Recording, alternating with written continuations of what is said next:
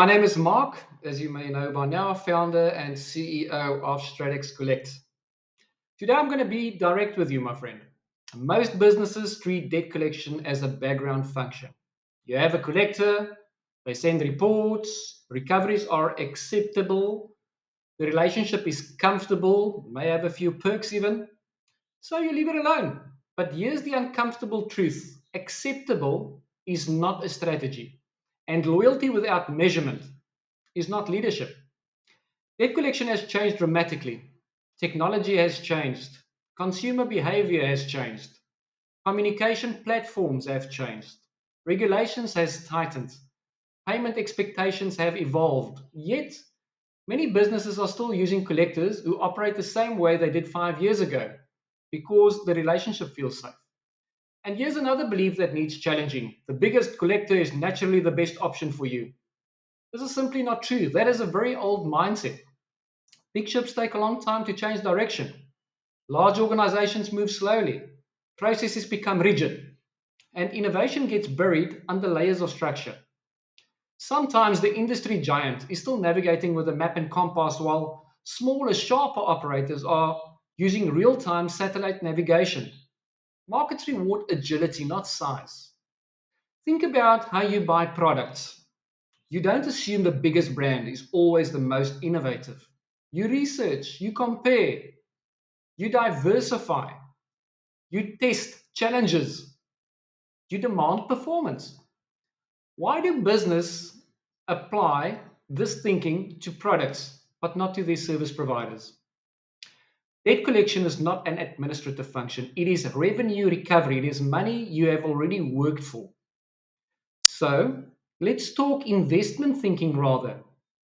No serious investor keeps all the capital in a single asset. They diversify, they remove underperformers, they introduce challenges, and they review annually. Yet, many businesses hand over 100% of their bad debt to one collector indefinitely. That is concentration risk. If that debt collector underperforms, stagnates, or fails to evolve, your recovery stagnates with them. In South Africa's current economic climate, bad debt pressure remains significant across all sectors. For many industries, healthy bad debt ratios sit in the low single digits of revenue. When that percentage creeps higher, your recovery partner should outperform the upper margin and pull you back into acceptable ranges. If they're not doing that, they are not adding strategic value. Collection agencies commonly claim recovery performance anywhere between 30 and 60%, depending on the age of the book and the quality.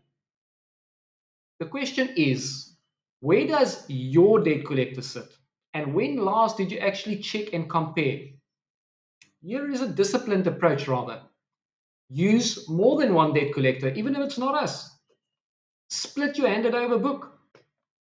Measure performance transparently and annually remove the weakest performers and introduce a challenger. Competition sharpens performance. When collectors know they are being benchmarked, innovation increases. And who's the person who benefits from that? Not the collector, you. And let's remove another misconception. Handing over to multiple collectors complicates things. Well, it shouldn't. You have 2 or 3 collectors you send your files to, and if they are on par with the latest technology, this should not pose a problem at all to split your book. Is that not how we treat stocks and commodities on the stock exchange to make money? And the same applies here. Diversifying your recovery strategy is financially neutral, but failing to diversify can be financially very expensive. Look at Bitcoin. With financial year end approaching at the end of February for most, review your debt collectors and check what performance they have given to you to date. My question is simple. Are you reviewing your recovery strategy with the same intensity as you would investments? Because in today's environment, no organization can afford to be casual about outstanding debt. Writing off should be the last resort, not the easiest option. Bad debt should be treated like an investment, measured, benchmarked, diversified, and reviewed.